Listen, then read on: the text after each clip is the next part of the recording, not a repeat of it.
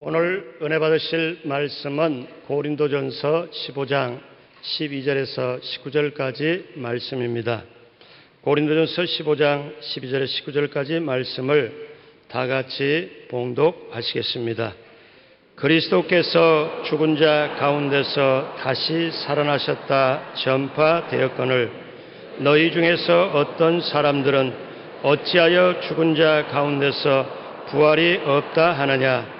만일 죽은 자의 부활이 없으면 그리스도도 다시 살아나지 못하셨으리라. 그리스도께서 만일 다시 살아나지 못하셨으면 우리가 전파하는 것도 헛것이요 또 너희 믿음도 헛것이며 또 우리가 하나님의 거짓 증인으로 발견되리니 우리 하나님이 그리스도를 다시 살리셨다고 증언하였습니다. 만일 죽은 자가 다시 살아난 일이 없으면 하나님이 그리스도를 다시 살리지 아니하셨으리라.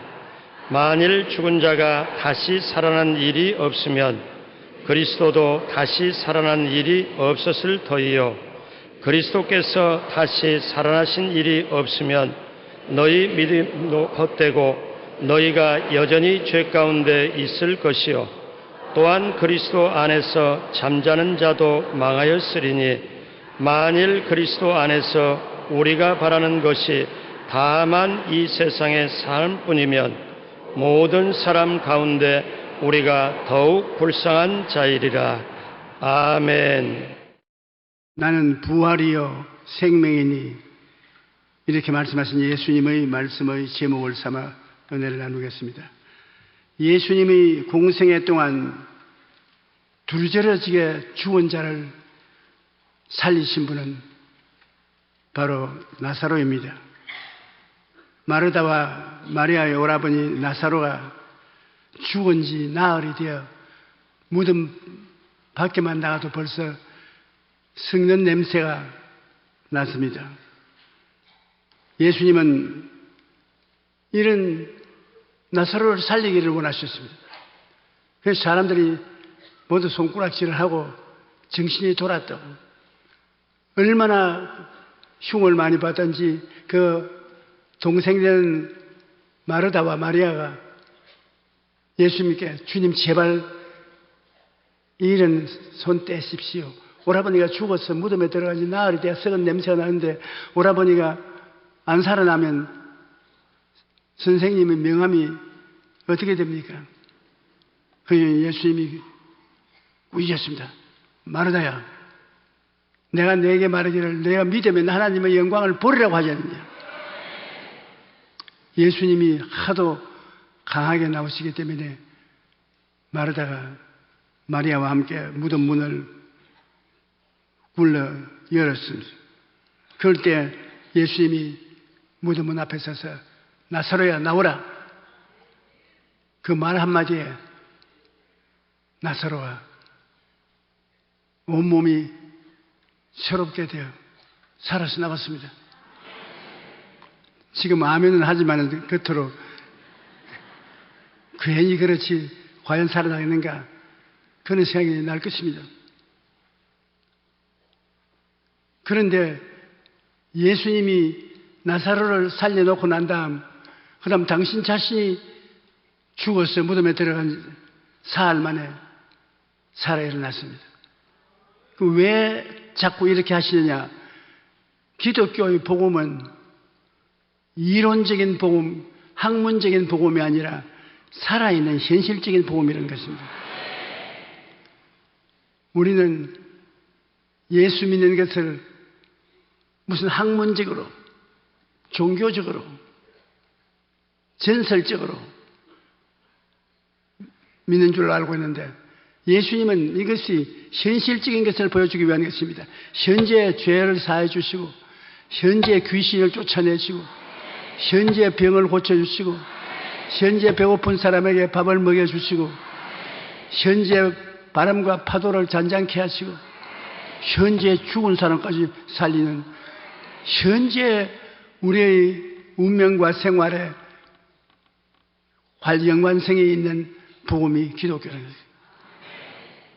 그러므로 예수 믿고 영생을 얻는 것은 이야기거리가 아닙니다. 현실적으로 우리가 체험하는 것입니다.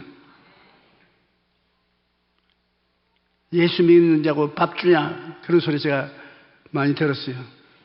옛날에 전도사 시절에 한국이 훨씬 못할 때 교회 나가서 예수 믿자면, 예수 믿으면 밥 주나?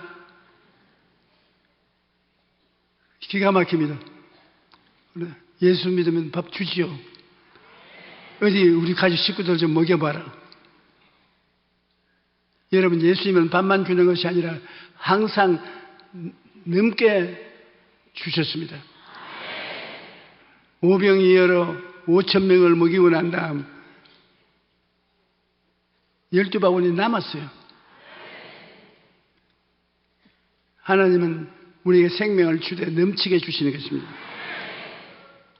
예수님의 부활을 본 사람들이 한두 사람이 아닙니다. 예수님은 살아계실 때 본인이 죽었다가 3일 만에 부활하신다고 공개 선언을 하셨습니다. 예수님은 자신의 죽음을 3번 걸쳐 예언을 했는데, 첫 번째 순환의 예고는 베드로의 신앙 고백이 있은 직후입니다. 베드로가 예수님이 너는 나를 누구라고 생각하냐? 주는 그리스도시요 살아계신 하나님의 아들이시니라. 예수님께서 누가복음 9장 21절에 이르시되 인자가 많은 고난을 받고 장로들과 대제사장들과 서기관들에게 버림받아 죽임을 당하고 제3일에 살아나리라. 주님께서 자기의 순환당하는 것과 죽었다가 부활할 것을 직접 고백했습니다. 두 번째 예고는 베드로와 야고보와 요한을 데리고 산 위에 올라가서 기도할 때 그가 변화되어 모세와 엘리야가 그에게 와서 십자가에 못 박여 죽으실 사건을 전달하셨을 때, 예수님이 그 체험을 하시고 난 다음 베드로와 야고보 요한과 함께 산 밑에 내려오니 귀신 들린 아들을 데리고 비참해야 하는 아버지를 보았습니다. 귀신이 아들에게 들어가면 발버둥을 치고 지혈을 했습니다. 온 전신에 상처투성이고 피투성이고, 그러니 아버지 마음이 얼마나 아프겠습니까? 예수님을 보고 그 아버지가 뛰어와서 내 아들 좀 살려주소. 당신의 아들 제자들은 못 고칩니다. 그때 예수님께서 그 아들에게 귀신을 쫓아내고 완전히 고쳐주시고, 주님께서 누가복음 9장 44절에 이 말을 너희 귀에 담아두라. 인자가 장차 사람들의 손에 넘겨지리라 하더라. 언제나 주님께서 위대한 일을 하고 난 다음에는 곧장 자기가 비참하게 순교할 것을 말씀하셨습니다. 세 번째는 예루살렘에 입성할 때 이야기하셨습니다. 누가복음 18장 31절로 33절에 예수께서 12제자를 데리시고 이르시되 보라 우리가 예루살렘으로 올라가노니 선지자들을 통하여 가로되 모든 것이 인자에게 응하리라. 인자가 이방인들에게 넘겨져 희롱을 당하고 능욕을 당하고 침뱉음을 당하겠으며 그들은 채찍질하고 그를 죽일 것이나 그는 3일 만에 살아나리라. 유대인의 지도자들과 로마 정부 대표자인 빌라도가 유언부어를 막는다는 미명하에 예수님의 무덤을 철저히 지켰습니다. 예수님은 십자가에서 형벌을 받아 죽으셨습니다. 예수님이 죽은 무덤에 밥 먹고 난 다음에 그 사람들은, 원수들은 예수님이 살아날까 싶어 굉장히 두려워했습니다. 예수님이 사람들 앞에서 당당하게 사흘 만에 살아난다고 예언을 했기 때문인 것입니다. 그러므로 로마 정부의 대변자에 빌라도에게 가서 군대를 동원해서 예수님의 무덤을 지키게 하자고 했습니다. 사람들이 예수님의 시체를 훔쳐가서 살아났다고 말하지 못하게 하겠다는 것입니다.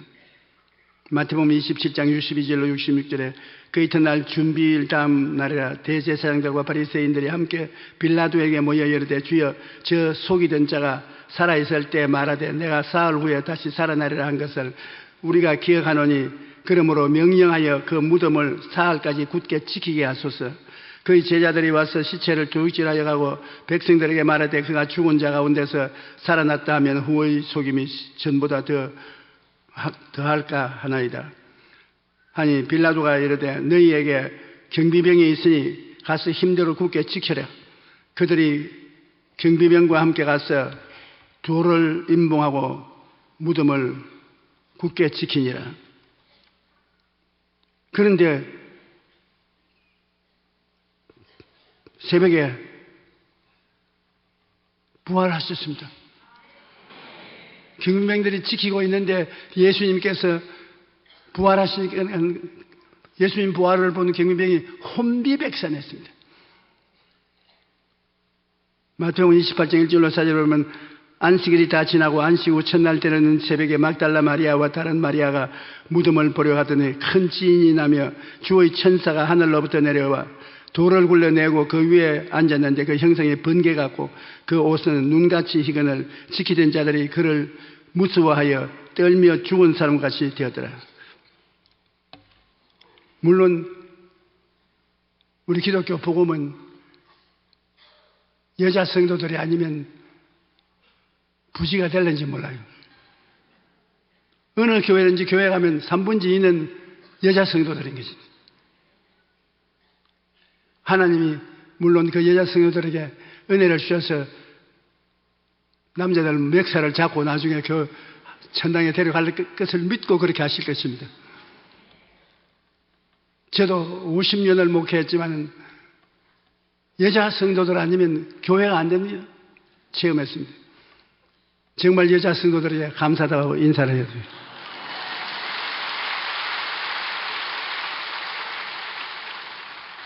그런데 초대교회 주님이 부활하시고 난 다음에 그 뜯다 놓았다는 제자들에게 나타나지 않았습니다.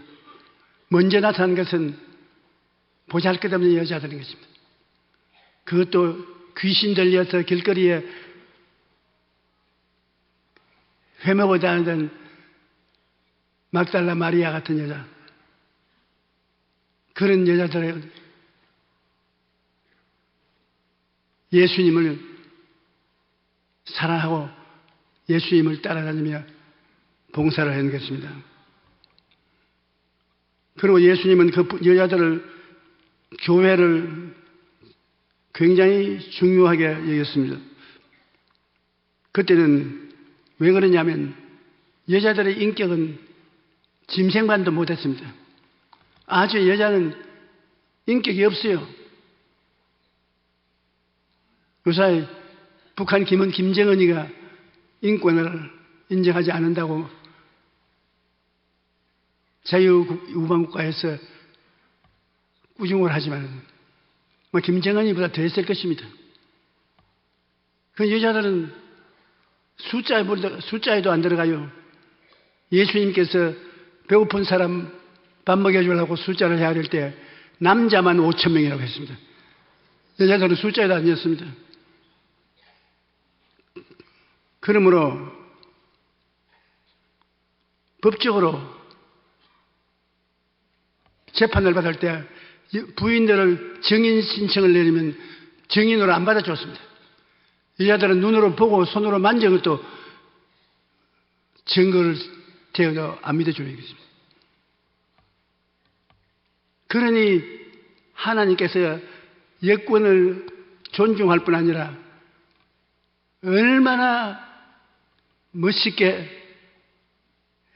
했든지 여자를 첫 증인으로 선택을 했습니다. 박수 한번 크게 치십시오.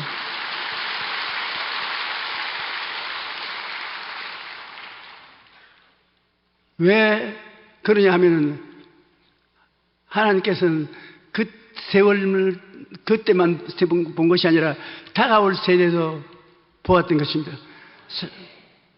소위 정치인들이, 법조인들이 여자를 인정하지 아니하고 여자의 정의는 받아들이지도 않았는데 예수님이 부활해서 처음 여자들에게 보였다.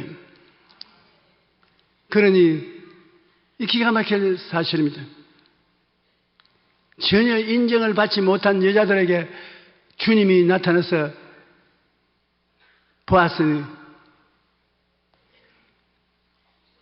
거짓말 아닌 것이 틀림없습니다. 하나님이 거짓말을 하려면 여자라도 남자 옷을 입혀서 보여줄 것인데 당당한 사람들이 다 아는 막달라 마리아와 마리아에게 나타났어요.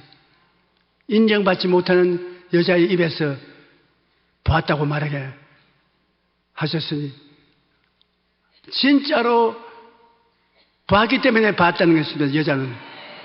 여자는 증언을 안 들어주는데 안 맞는 걸 봤다고 해봤자 소용이 없습니다. 봐도 안 봤다고 안 봐도 안 봤다고 그러니까 여자가 우리 봤다 해도 안 봤다 인정을 안 해줄 그 여자에게 당당하게 우리가 봤다고 하나님도 여자들에게 나타났으니 저도 혼돈이 됩니다.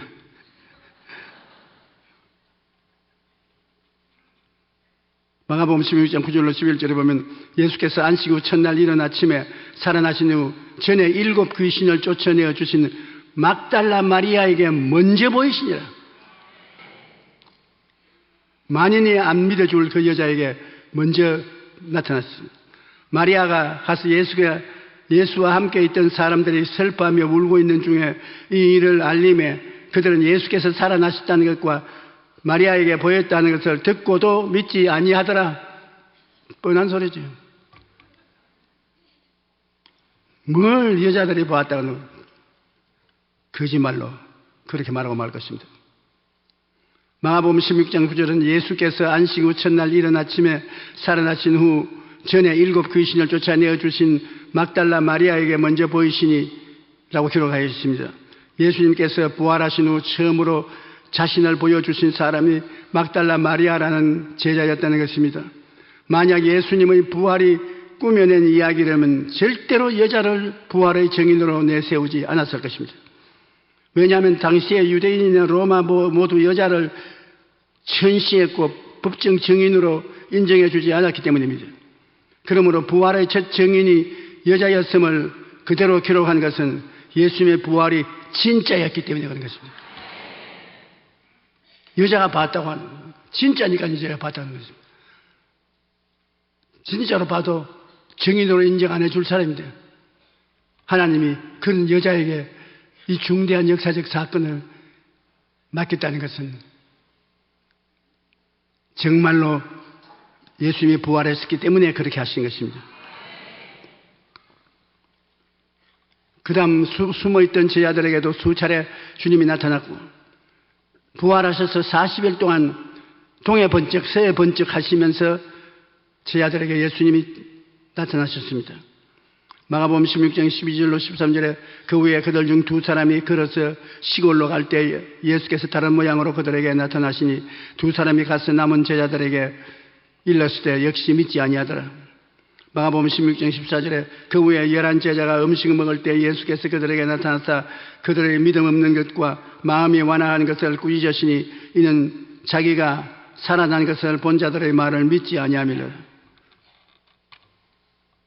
요한복음 20장 26절로 28절 보면 8회를 지나 제자들이 다시 집안에 있을 때 도마도 함께 봤고 함께 있고 문들이 닫혔는데 예수께서 오사 가운데 서서 이르시되 너희에게 평강이 있을지어다 하시고 도마에게 이르되 내 손가락을 이리 내밀어 내 손을 보고 내 손을 내밀어 내 옆구리에 넣어보라. 그리하여 믿음 없는 자가 되지 말고 믿는 자가 되라. 도마가 대답하여 이르되 나의 주님이시요 나의 하나님이시니이다. 예수님을 본 사람이 증거하기 전에 도마가 말하기를 나는 그 손 못자국에 손가락 넣어보고 옆구리에 장자국에 손을 넣어보고야 믿겠다고 했거든요. 그 주님께서 그 다음에 제 아들이 식사하는 데 나타나서 도마야 이리 오너라. 손가락 내네. 여기 손 넣어봐라. 내가 손구멍에 손 넣어봐라. 그러고 옆구리에 이게 넣어서 갈비뼈를 만져보든 창자를 만나보든 만져봐라. 그러니까 도마가 기절초풍을 했습니다. 그 자리에 꿇어 엎드려서 내 하나님이시여 내 주님이시여. 주님은 진실로 부활한 것입니다. 그 후에 예수께서 디베리아 호수에서 제자들에게 자기를 나타내신 일은 이러하니라. 시몬 베드로와 디두모라 하는 도마와 갈릴리 가나 사람 다니엘과 세베대의 아들들과 또 다른 제자들이 함께 있더니 시몬 베드로가 나는 물고기 잡으러 가노라 하니 그들이 우리도 함께 가겠다 하고 나가서 배에 오르으나 그날 밤에 아무것도 잡지 못하더니 날이 새어갈 때 예수께서 바닷가에 서셨으나 제자들이 예수인 줄 알지 못하는지라. 예수님이 얘들아 물고기가 있느냐?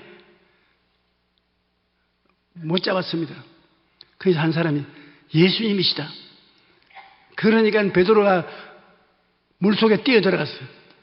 헤엄을 치어 나오고 다른 사람들은 배를 가지고 나왔는데 예수님께서 모닥불을 피워 놓으시고 고기를 잡아 생선을 불에 굽고 계셨습니다. 참 베드로 같은 제자는 재미있는 제자입니다. 예수님이 잡힐 때 죽어도 예수님과 같이 죽고 예수님을 부인 안 해야 하겠다고 해놓고 난 다음에 그 자리에서 3번 예수님을 모른다고 부인했습니다. 그런 베드로가 밥과 생선을 먹고 난 다음에 예수님께서 모든 제자들 앞에서 베드로야 내가 나를 사랑하느냐. 참 기가 막힙니다. 또 사랑한다 생각한다면 또 언제 안 사랑할지 모르니까. 주님 내가 사랑합니다. 내 양을 쳐라. 조금 있다가 또 베드로야 내가 나를 사랑하느냐. 주님 사랑합니다. 내 양을 먹여라.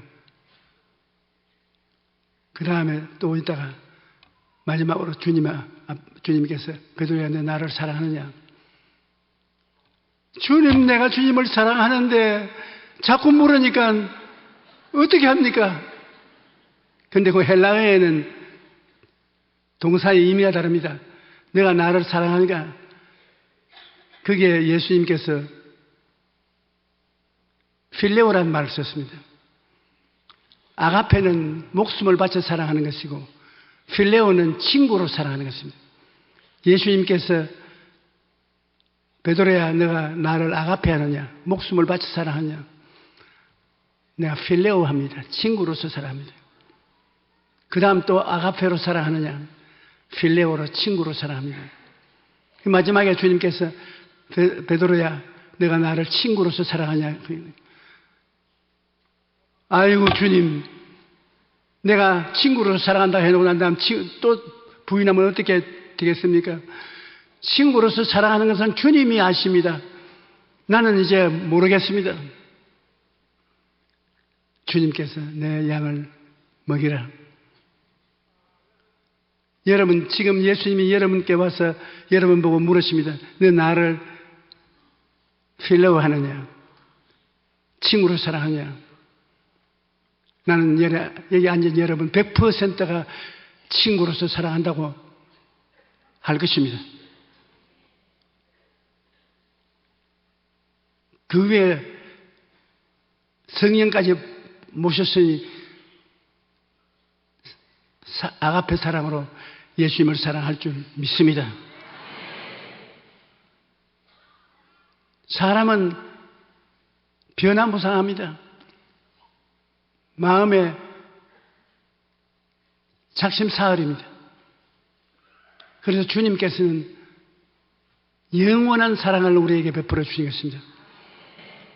한번 사랑했으면 끝까지 사랑해 주시는 것입니다. 영원히 예수님의 명칭에 붙은 것입니다. 영원한 하나님, 영원한 예수님, 영원한 구주, 영원한 치료자. 그러므로 예수님의 나라에서는 모든 것이 영원인 것입니다. 영원히 죄를 용서해 주시고, 영원히 허물을 없애 주시고, 영원히 치료해 주시고, 영원히 축복해 주시고, 영원히 천국을 주시고, 그러므로 우리가 믿기만 하면 되는 것입니다. 넘어져서는 또 일으켜 주시고, 넘어지면 또 일으켜 주시고, 그래서 한꺼번에 여러분이 모두 다 천사들이 되는 것이 아니라 조금씩 조금씩 나아져서 주님이 기뻐하는 사람이 되는 것입니다. 그러므로 예수 믿다가 삐뚤어진 길로 나간다고 저버리지 마십시오. 주님은 끝까지 여러분 버리지 아니하는 것입니다. 예수님이 죽었다 부활하신 후 40일 지난 후에 약 500명의 제자들이 보는 앞에 주님께서 이 말씀을 하시고 올라가셨습니다. 사도행전 1장 8절로 9절에 오직 성령이 너희에게 임하시면 너희가 권능을 받고 예루살렘과 온 유대와 사마리아와 땅 끝까지 이르러 내 증인이 되리라 하시니, 이 말씀을 마치시고 그들이 보는 데 올려져 가시니 구름이 그를 가리켜 보이지 않겠더라. 고린도전서 15장 6절에 그 후에 500여 형제가 일시에 보이셨나니 그 중에 지금까지 대다수는 살아있고 어떤 사람은 잠들었다. 500여 명이 보는 앞에서 주님 마지막 명령을 내리시고 하늘로 올라가셨습니다. 모든 사람들이 예수님이 올라가신 것을 보았습니다. 예수님은 그때 이후로 오늘날에도 종종 필요하면 나타나신 것입니다. 사도 바울 스승은 엠마오로가 길거리에서, 엠마오가 아니고 자기의 고향 땅으로 간 길거리에서 예수님을 만났습니다. 예수님은 부활하셔서 우리에게 굉장한 승리를 갖다 주셨습니다. 왜냐하면 죄와 사망을 패했은 것입니다. 옛날에 한국 정부에서는 천냥빚을 지면은 40일 동안 여유를 주어서 40일 동안 갚지 못하면 목을 베었습니다. 그러므로 천냥빚을 진 사람이 감옥에 들어가고 난 다음에 40일 지나고 길거리에 걸어다니지 않냐면 아 죽었구나. 빚을 못 갚아서 죽었구나. 그런데 당당히 서서 어깨에 힘줘서 되면 아 빚을 졌거나 졌어도 40일 이후에 다 갚았으니까 저렇게 당당히 다니는구나. 예수님이 우리를 위해서 빚을 다 갚았기 때문에 예수님을 믿으면 다 청산돼 버리고 말한 것입니다. 우리는 빚 없이 하나님 앞에 설 수 있는 것입니다. 로마서 5장 12절에 그러므로 한 사람으로 말미암아 죄가 세상에 들어오고 죄로 말미암아 사망에 들어왔나니 이와 같이 모든 사람이 죄를 지었으므로 사망이 모든 사람에게 이르렀느니라. 아담의 핏줄을 받은 사람들은 다 죄인인 것입니다. 다 죽음에 처했습니다. 그러나 예수님의 생명을 받은 사람, 예수님은 아담의 핏줄이 없습니다. 예수님은 그 자체가 생명밖에 없습니다.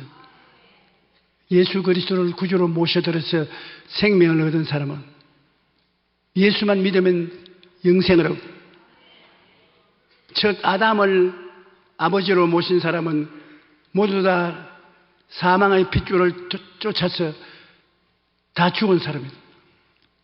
그 다음에 회개하고 예수를 믿은 사람은 전부 예수 그리스도의 십자가 보혈로 말미암아 죄 용서를 받고 구원받은 사람이 되고 마는 것입니다.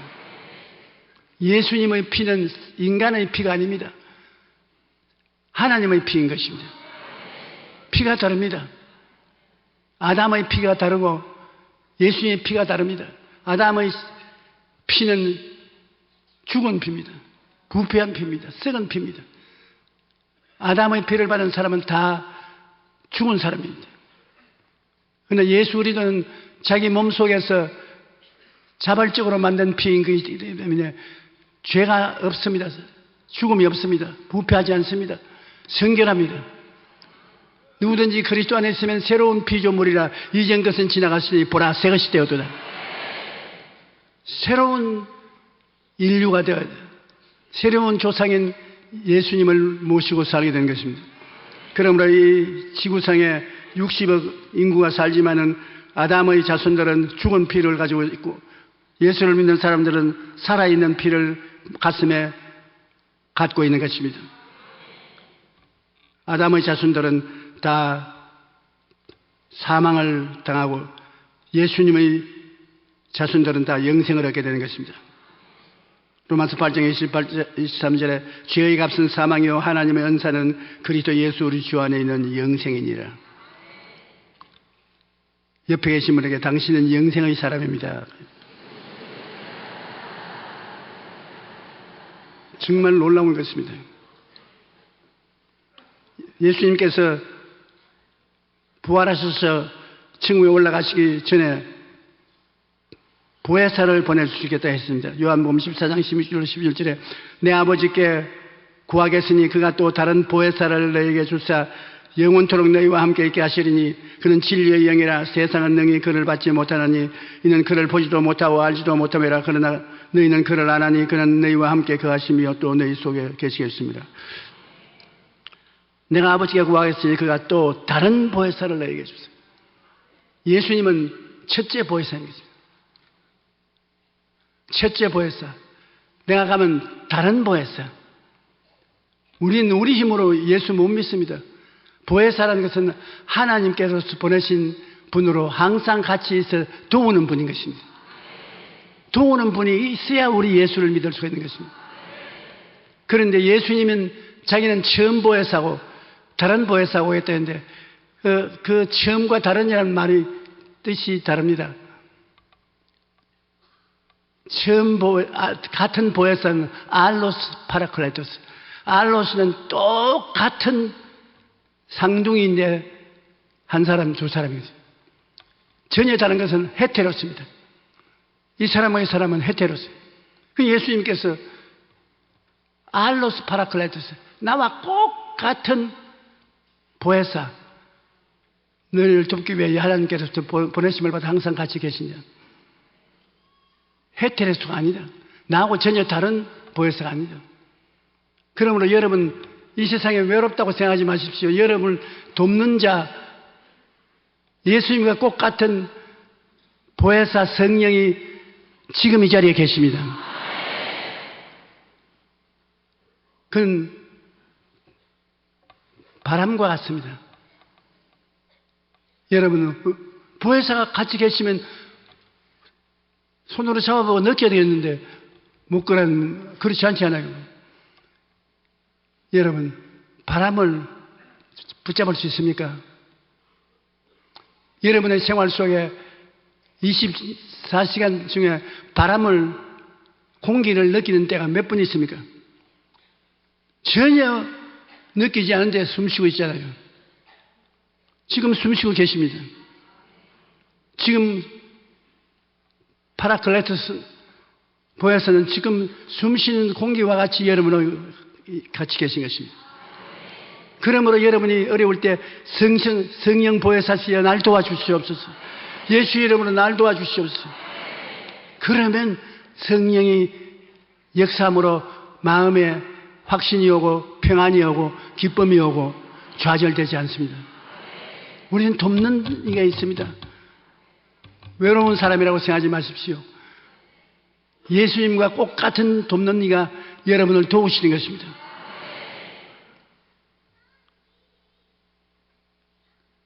여러분, 선거철이 다가오면 강연을 해야 되지 않습니까?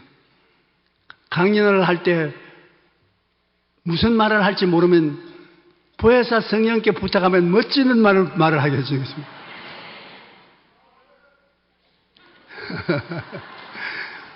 저는 해외에 가서 성회를 많이 인도해야 되는데 문화가 다르지 않습니까? 아프리카나 중동이나 남미나 우리하고 습관이 달라요.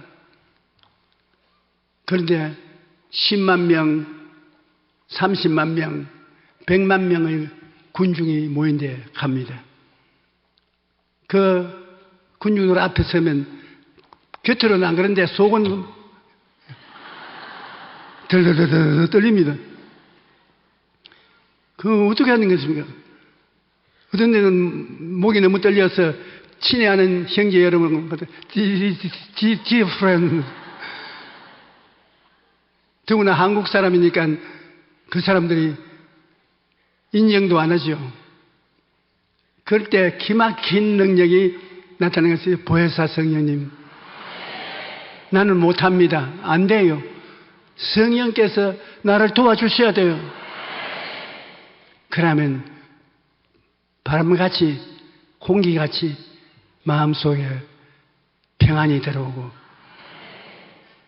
담대함이 들어오고 기쁨이 들어오는 것입니다. 나중에 설교하고 난 다음에 그 설교를 들어보면 이거 어떻게 내가 저렇게 기막힌 소리를 했는가 놀랄 적인 것입니다. 우리 예수 믿는 사람은 돕는 자가 있다는 것을 잊지 말아야 됩니다. 예수님께서도 바람이 어디에서 와서 어디로 가는지 알지 못하느니 성령으로 난 사람은 다 이와 같다고 말한 것입니다. 여러분 보통 사람이 아닙니다. 여러분 돕는 자가 항상 같이 있다는 것을 잊어서 안 되는 것입니다. 예수님이 또 가시면서 우리의 병을 처치하고 가셨습니다. 베드로전서 2장 24절에 친히 나무에 달려 그 몸으로 우리 죄를 담당하였으니 이는 우리로 죄에 대하여 죽고 의에 대하여 살게 하려 하심이라. 그가 채찍에 맞음으로 너희는 나음을 얻었나니. 마태복음 16장 17절 18절에 믿는 자들에게 이런 표적이 따르니 곧 그들이 내 이름으로 귀신을 쫓아내며 새 방언을 말하며 뱀을 집으며 무슨 독을 마실지라도 해를 받지 아니하며 병든 사람에게 손을 나으리라. 마태복음이 아니고 마가복음입니다. 주님께서 이 세상을 떠나실 때 우리 건강하게 살라고 축복하려고 떠나신 것입니다. 병들어 사는 것 하나님 뜻이 아닙니다. 건강해야 일이 되는 것입니다. 그리고 저주를 철폐했습니다. 갈라디아 3장 14절에 그리스도께서 우리를 위하여 저주를 받은 바 되사 율법의 저주에서 우리를 속량하였으니 기록된 바 나무에 달린 자마다 저주하려는 자라 하시며 아담이 범죄하여 이 땅에 저주를 가져와서 가시와 은극히 속에서 피투성이가 되어서 피땀을 흘리며 사는 인생들에게 주님이 십자가를 못 박일 때 그 저주를 다 함께 못 박아버린 것입니다. 예수 그리스도 안에서는 저주가 사라지고 아브라함의 복이 임하신 것입니다. 그러므로 우리 예수 믿는 사람은 복받은 사람인 것입니다. 한번 따라 말씀하세요. 나는 복받은 사람이다. 여러분께서 복이 있는 사람, 복받은 사람이라고 늘 인정하면 그것이 여러분 생활 속에 이루어지는 것입니다. 그런데 죽은 자의 부활을 어찌하여 없다고 부활을 부인하는 사람들이 많습니다. 죽은 자의 부활이 없다면 그리스도도 부활하지 못할 것입니다. 예수님은 우리 사람이 되기 위해서 오셨기 때문에 사람으로 살고 사람으로 죽으셨습니다. 왜냐하면 사람이 와야 사람의 죄를 짊어질 수 있는 것입니다. 우리 모든 죄와 불의, 추악과 저주를 예수님이 끌어안고 걸머쥐고 죽었습니다. 사람이 사람을 위해서 죽을 수 있지 사람이 짐승을 위해서 죽을 수는 없습니다. 그러므로 여러분의 죄를 짊어지기 위해서는 여러분처럼 사람이 되어야 되는 것입니다. 그러면 주님께서 죽었다는 것은 실제로는 죽을 수 없는 분이 여러분과 나를 짊어졌기 때문에 죽은 것입니다. 그리스도는 죽음이 없는 사람입니다.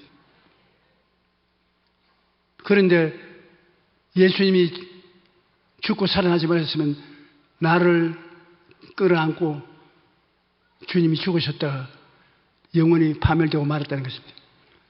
주님이 부활했다는 것은 여러분과 내가 하나가 되어 있으므로 예수 죽음 내 죽음, 예수 부활 내 부활, 예수 천당 내 천당입니다. 성경에 보면 우리가 항상 예수의 죽음을 몸에 짊어지면 예수의 생명도 우리 몸에 나타나게 합니다. 예수님이 우리를 걸으시고 죽으시고 예수님의 생명 부활을 우리에게 주시는 것입니다. 죽은 자의 부활이 없다면 그리스도도 부활하지 못했을 것입니다. 고린도전서 15장 12절로 13절에 그리스도께서 죽은 자 가운데서 다시 살아나셨다 전파되었거늘 너희 중에 어떤 사람들은 어찌하여 죽은 자 가운데 부활이 없다느냐. 만일 죽은 자의 부활이 없으면 그리스도도 다시 살아나지 못했으리라. 예수님이 우리 사람이 되어 오셨기 때문에 예수님이 죽었다가 부활 못하는 것은 첫 사람으로서 모범적으로 죽었다가 부활 못했으면 우리는 그를 따라 다 죽고 부활 못할 것입니다. 그리스도께서 만일 살아나지 못했으면 우리는 거짓을 전파하는 이여 우리의 믿음도 헛것입니다. 우리 예수님이 부활했다고 말하는 건 거짓말이 되고 말입니다.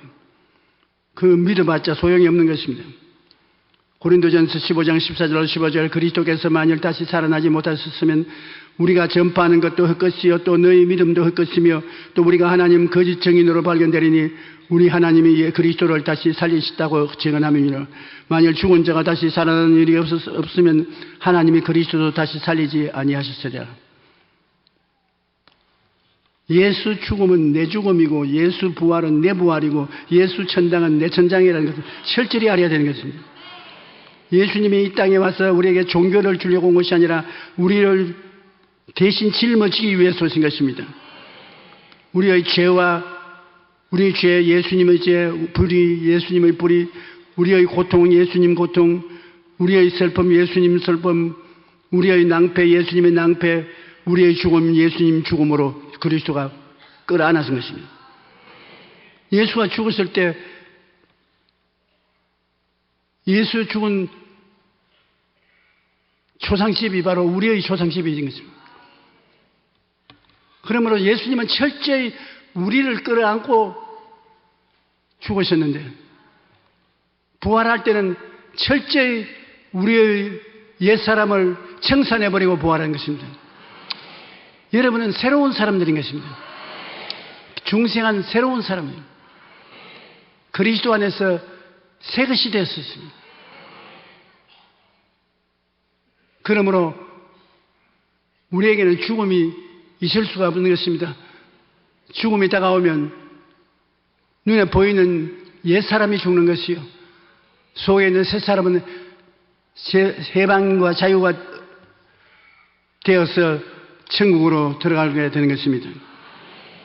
예수님께서 부활하셔서 잠자는 자들의 첫 열매가 되심으로 아담 안에서 죽은 자들이 예수님 안에서 살아나는 것을 보여주신 것입니다.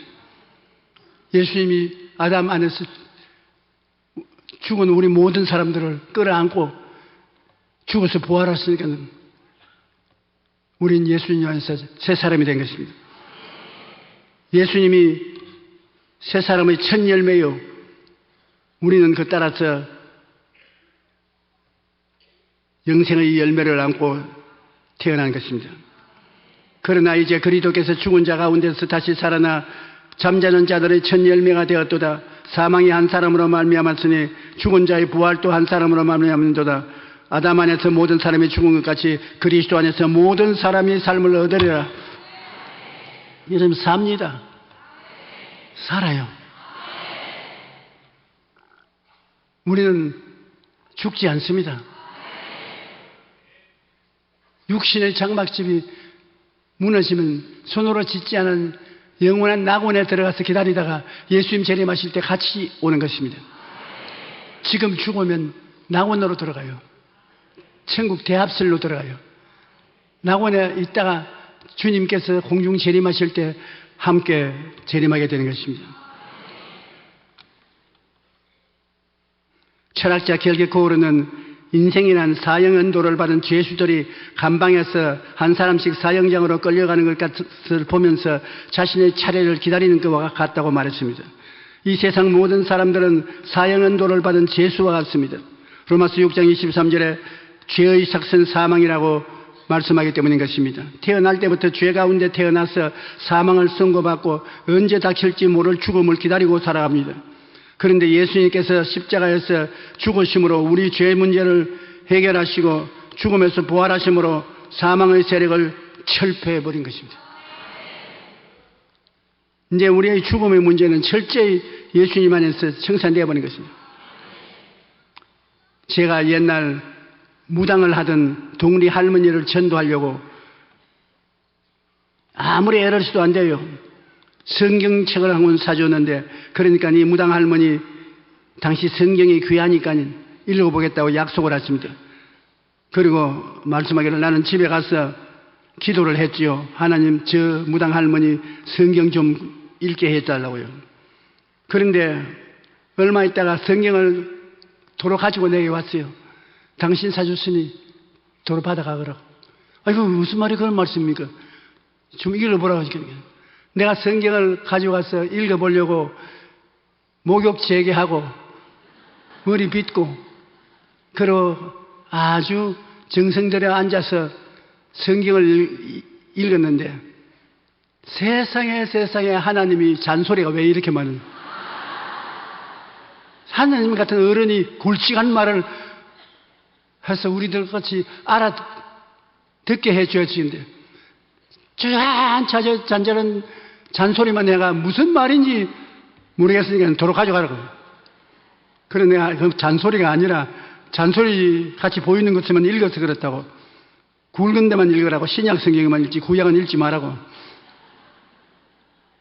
그래가 그 할머니가 은혜를 받고 난 다음에 성령까지 받고 얼마나 열심히 되었든지 그 아들은 강제로 신학교에 보내서 목사가 되고 그는 권사가 되고. 어떻게 해서 그래야 되나? 성령에 오니까 하나님 말씀이 큰 소리가 되고 잔소리가 안 되는 것입니다. 성령의 가르침이 없으니까 곧 잔소리를 벌릴 수밖에 없죠. 성경의 지식은 부활의 지식인 것입니다. 주님께서 우리와 함께 하시면 하나님의 지혜와 지식과 분별력을 우리에게 주셔서 인도해 주시는 것입니다. 우리는 죽음 이후의 삶이 있습니다. 한동안 웰빙이라는 말이 유행했습니다. 잘 사는 것. 요사이는 웰다잉이라는 말이 유행합니다. 잘 죽는 것을 의미하는 것입니다. 정작 죽음 이후에 대해서는 관심을 가지고 있지 않습니다. 죽으면 끝이라고 사람들은 생각하고 있는 것입니다. 성경은 죽음 이후에 삶이 있다고 분명히 말합니다. 히브리서 저자 9장 27절에 한 번 죽는 것은 사람에게 정하신 것이요 그 후에 심판이 있으리라고 말하고 있습니다. 요한복음 5장 29절에도 선한 일을 행한 자는 생명의 부활로, 악한 일을 행한 자는 심판의 부활로 나오리라고 말씀하고 있는 것입니다. 그러므로 여러분, 오늘 한 사람 한 사람 부활의 소망이 있습니다. 초대교회 성도들은 예수님이 금방 다시 올 것이라고 생각하였습니다. 그런데 예수님이 재림하시기 전에 가족과 이웃들이 죽음을 맞이하게 되자 그들은 이제 어떻게 되는지가 하는 걱정이 생겼습니다. 그때 바울은 예수님을 믿고 죽은 자들에게는 부활의 소망이 있다는 것을 분명하게 알려주었습니다. 형제들아, 자는 자들에 관하여는 너희 알지 못함을 우리가 원치 아니하노니 이는 소망 없는 다른 이들로 같이 슬퍼하지 않게 합니다. 우리가 예수께서 죽으셨다가 다시 살아나심을 믿을지인데 이와 같이 예수 안에서 자는 자들은 하나님이 그와 함께 데리고 오시리라. 당시에는 죽음을 잠자는 것이라고 표현했습니다. 그런데 예수님이 죽으셨다가 부활하시기 때문에 예수님을 믿는 죽은 사람은 부활하게 되는 것입니다. 예수님을 믿지 않은 사람에게는 소망이 없지만 만일 믿는 자들에게는 부활의 소망이 있기 때문에 믿지 않는 사람들과 똑같이 슬퍼하지 말아야 되는 것입니다. 우리 주변에서 사랑하는 가족이나 친구들이 죽음을 맞이하는 것을 보게 됩니다. 잠시 동안 그들을 볼 수 없지만 큰 슬픔은 마음에 간직하지 말아야 되는 것입니다. 왜냐하면 그 사람은 장차 낙원에서 우리와 함께 만났기 때문인 것입니다.